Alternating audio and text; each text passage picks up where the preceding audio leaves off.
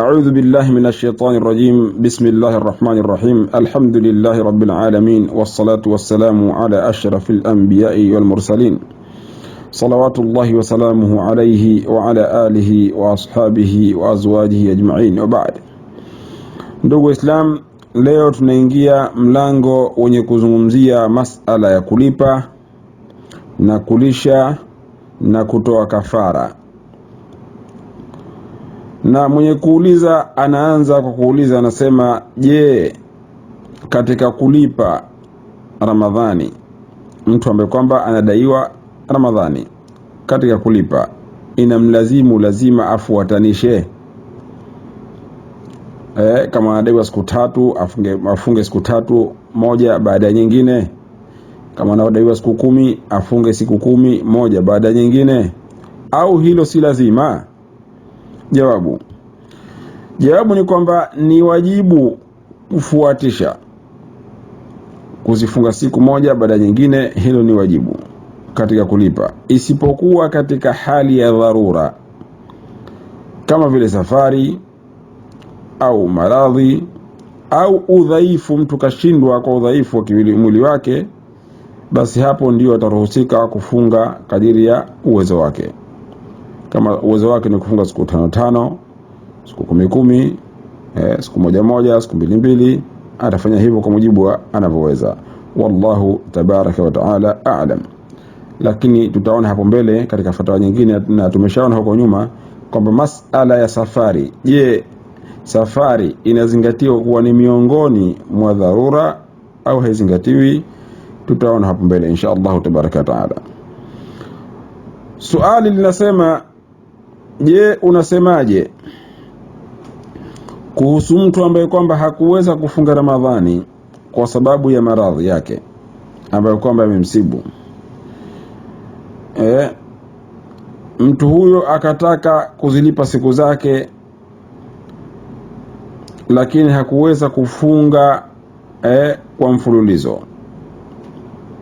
Mtu ambaye kwamba aliumwa Ramadhani, alipotaka kulipa asiweze kufunga kwa mfululizo. Jawabu, yule ambaye kwamba imekuwa uzito kwake kuilipa Ramadhani mfululizo, basi hakuna ubaya juu yake kuilipa kwa kuikatakata siku 2, siku 3, siku 4, hivyo hivyo mpaka amalize kwa uwezo wake, kwa kadiri ya uwezo wake.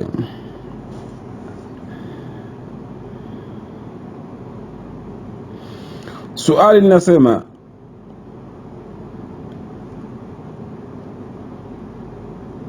je, mtu ambaye kwamba anadaiwa mwezi wa Ramadhani akaifunga Ramadhani kwa kuigawa vipindi viwili, na huyu yeye kafanya hivyo kwa sababu ya kujingikiwa, hajui kwamba hivi kufunga kwa mfululizo ni sharti ya lazima kwa mwenye kulipa, yeye hajui.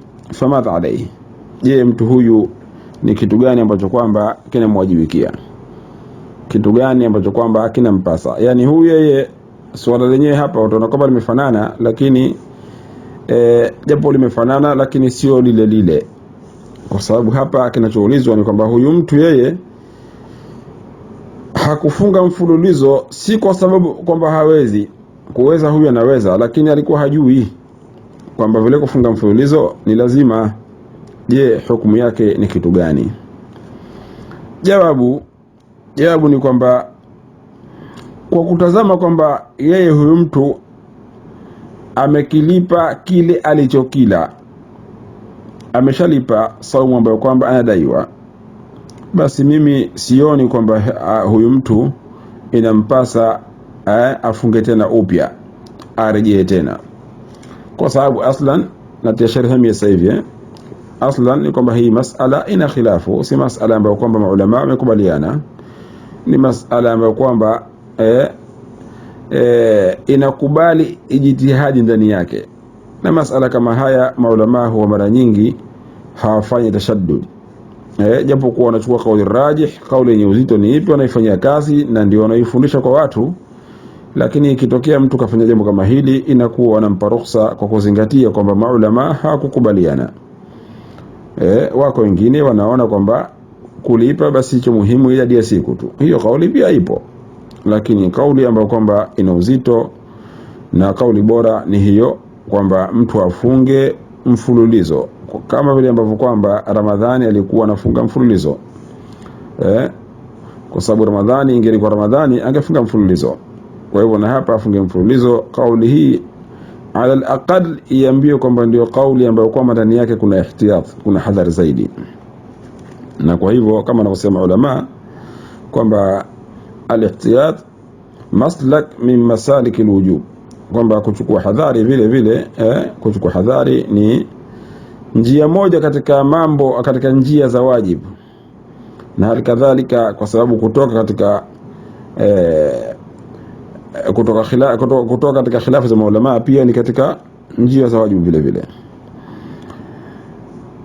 Kwa hivyo Sheikh anasema kwamba yeye haoni kwamba mtu huyu tena aliyokuwa kafunga hivyo kwa kutokujua kwamba arejee upya, inamtosha funga yake hiyo, pamoja na kwamba mtu huyo kakosea kwa kufunga mfululizo, kwa kutokuifunga mfululizo ile funga yake ambayo kwamba alikuwa kilipa. Lakini kwa hali yote ile hapaswi mtu huyo kwamba arejee tena. Wallahu tabaraka wa taala a'lam. Suali: mimi ni mwanafunzi Muomani, nasoma Uingereza,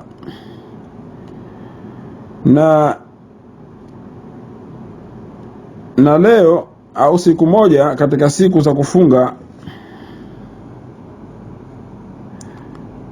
basi ni refu sana, inafika masaa 19:30. Je, mimi naruhusika, inajuzu kwangu mimi kwamba nile halafu nje nilipe baadaye?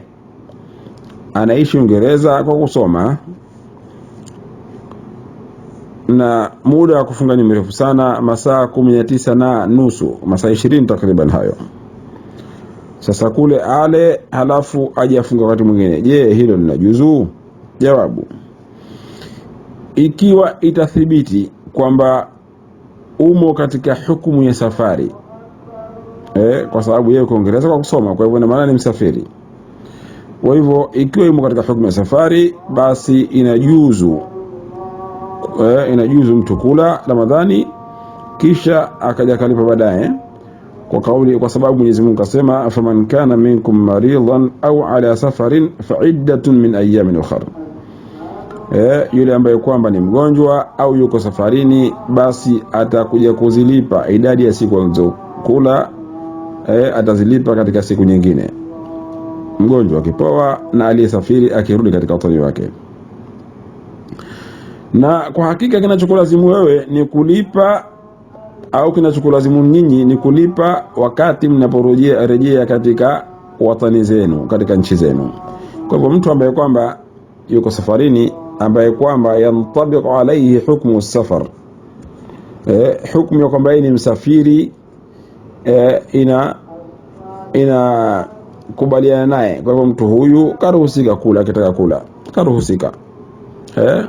Tumesoma huko nyuma kwamba safari wamekhtalifiana maulama, lakini kauli sahihi ni kwamba mtu katika safari kile chenye uzito ni kwamba akiweza kufunga, kwamba ikiwa si mashaka kwake kufunga, basi chenye uzito ni kwamba afunge.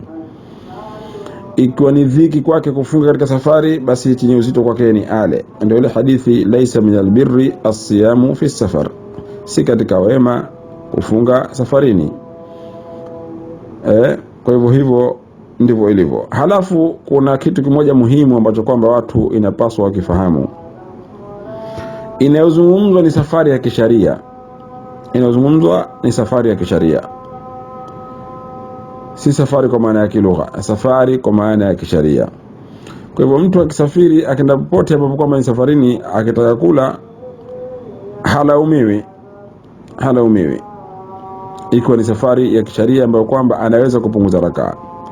Lakini chenye uzito ni kwamba afunge ikiwa ni pahala kenda hali ya kuwemo katika raha, hana shida yoyote, hapati uzito wote katika kufunga, hapa chenye uzito ni kwamba afunge. Sawa na ikiwa vinginevyo basi chenye uzito ni kwamba ale.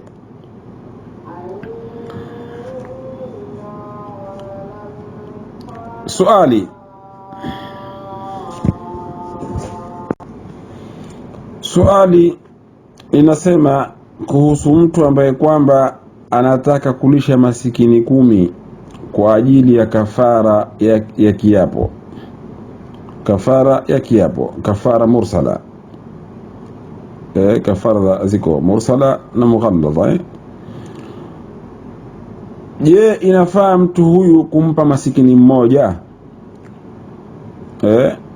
Yani mtu kaapa akavunja kiapo chake ikambidi atoe kafara. Kwa hivyo je, mtu huyu ile kafara kama ni kuwalisha maskini 10 au kuwavika, je inafaa kuchukua vitu hivyo akampa mtu mmoja? Jawabu ni kwamba haifai, bali ni lazima uwape maskini 10. Wallahu tabaraka wa taala a'lam. Tofauti na fidia ya Ramadhani, hapa kinachozungumzwa ni kiapo.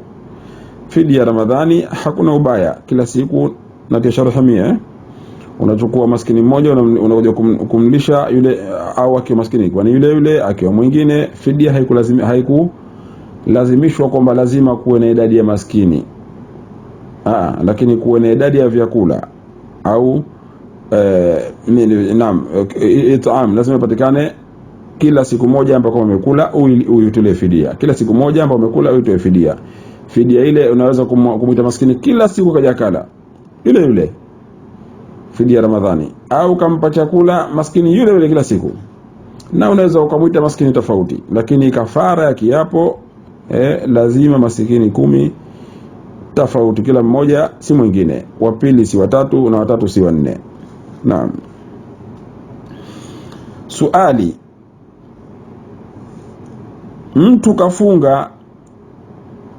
kafunga kwa ajili ya kafara ya Ramadhani, yani huko nyuma alifanya kitu katika Ramadhani, kama kada mchana kafanya kitu chote kile ambacho kwamba kimempasa lazima Ramadhani yake ailipe na alipe kafara. Sasa hapa swali ni kuhusu hii kafara. Mtu anafunga kwa ajili ya kafara, na baada ya kupita nusu ya muda wa ile funga yake ya kafara, kwa hivyo umepita mwezi mmoja, kwa hivyo akaona sasa nusu iliyobakia nisifunge tena, badala yake nilishe masikini. Je, kitu hicho kinafaa?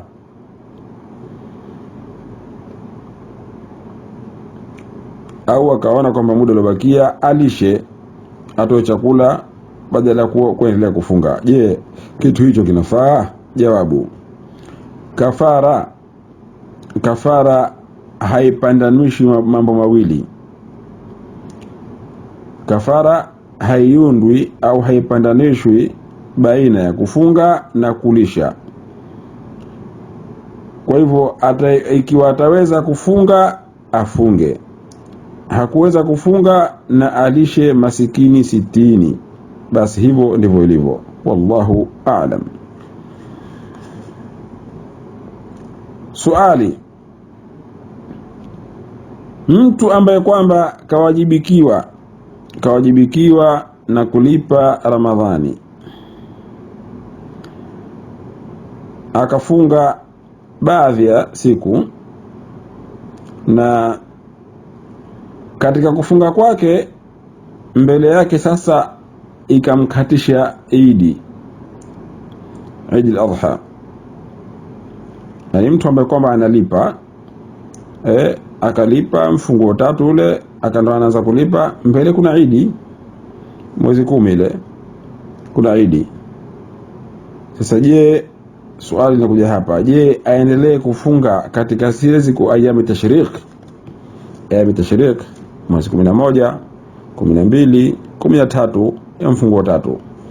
Je aendelee kufunga naye huyu mtu analipa deni ambalo kwamba anadaiwa la Ramadhani? Jawabu ni kwamba yule ambaye kwamba anadaiwa Ramadhani na anaifunga sasa analipa, basi anatakiwa atafute wakati ambao kwamba hakuna vitu ambavyo kwamba vitamkatisha mbele yake, kwa sababu ni wajibu kuifunga Ramadhani au kuilipa Ramadhani mfululizo. Hii ndio kauli ya maulama wengi zaidi, isipokuwa ikiwa kuna udhuru, kama vile kuumwa au kusafiri. Lakini miongoni mwa maulama wako wanaona kwamba kusafiri si udhuru. Yani lau mtu kwa mujibu wa maulama hawa, lau mtu ataanza kulipa mwezi Ramadhani halafu akasafiri, basi haruhusiki kula. Yani mtu analipa Ramadhani, anailipa halafu akasafiri, basi mtu huyo haruhusiki kula kwa mujibu wa kauli hii maulama hawa. Lakini wengine wanaona la, kusafiri ni udhuru, kwa sababu hata ikiwa mwezi Ramadhani mtu kapewa ruhusa akisafiri ale, hata kama ni Ramadhani yenyewe. Kwa hivyo na katika kulipa vile vile wanaona kwamba hiyo ni udhuru vile vile. Ama siku hizi zinazoitwa ayyam tashriq, siku hizi tarehe 11, 12 na 13 mfungo 3, kufunga katika siku hizi ni makruhu, na ibada haitakiwi kwamba itekelezwe katika siku au katika zama ambazo kwamba ni makruhu kufanya ibada ndani yake. Kwa hivyo siku hizi mtu hatakiwi afunge. Lakini huyu mtu akosea tangu mwanzo, kwa sababu hakutafuta kufunga au kulipa Ramadhani yake, hakutafuta wakati ambao kwamba ndani yake hakuna vitu au mbele yake hakuna vitu vitakumkatisha. Kwa hivyo hilo ndio kosa ambalo kwamba kalifanya, na haitakiwi mtu afanye hivyo. Wallahu tabaraka wa taala aalam. Suali: nini hukumu ya mtu ambaye kwamba kasilimu katikati ya mchana wa mwezi wa Ramadhani? Je, siku ile ambayo kwamba kasilimu itamlazimu kwamba ailipe? Jawabu ni kwamba ataisilimu mchana wa mwezi wa Ramadhani, basi kwanza mtu huyu anatakiwa ajizuie kuanzia hapo, asile tena. Ajizuie na vyote vyenye kufunguza, kisha atailipa siku ile ambayo kaslimu atailipa. Wallahu tabaraka wa taala a'lam. Suali: mtu ambaye kwamba kaslimu katikati ya mchana, je, mtu huyu inamlazimu kwamba azilipe siku ambazo kwamba zimetangulia? Kaslimu leo mchana wakati kama huu, sawa leo tena ni Ramadhani 26. Sasa je, siku 25 hizo zote azilipe au anamalizia hapa tu? Na ikiwemo leo vile vile, yani siku 25 ikiwemo na leo 26, je alipe au anamalizia hapa imekusha? Tumeshaona huko katika fatwa iliyotangulia kwamba leo atailipa. Swala limebakia zile siku 25 za nyuma, je itamfanya azilipe au sizilipe? Jawabu: leo ailipe, kwa sababu leo tayari ishamwajibikia tayari.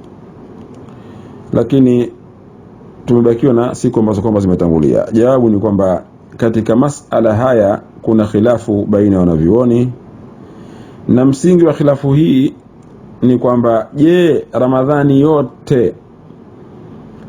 yote kamili ndio wajibu mmoja au kila siku ni wajibu mustaqil? Yani leo ni wajibu mbali umekwisha, jua likitua wajibu leo umekwisha, inaanza kesho wajibu mpya umekwisha, kesho kutwa halikadhalika, au kuanzia mwanzo mpaka mwisho na wajibu mmoja, kiasi cha kwamba ikiharibika moja imeharibika mwezi mzima. Hapo ndo kuna khilafu ya maulama. Kwa hivyo anasema shekhe,